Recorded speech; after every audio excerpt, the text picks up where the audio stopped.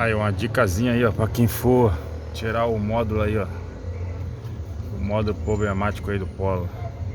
Cara, tirei o painel aqui, ó. Não precisa. Desmontei aqui, tentando acessar por aqui também não foi. E consegui com essa chave aqui, ó. Essa abençoada aqui, ó. Ela é maleável. Bota aqui a ponta 10 e a porca que prende lá, essa porquinha aqui de plástico. Pensei até que ia dar pra tirar com a mão, mas não deu. Olha lá. Deixa eu ver se vai dar pra mostrar aqui. É, vai dar não.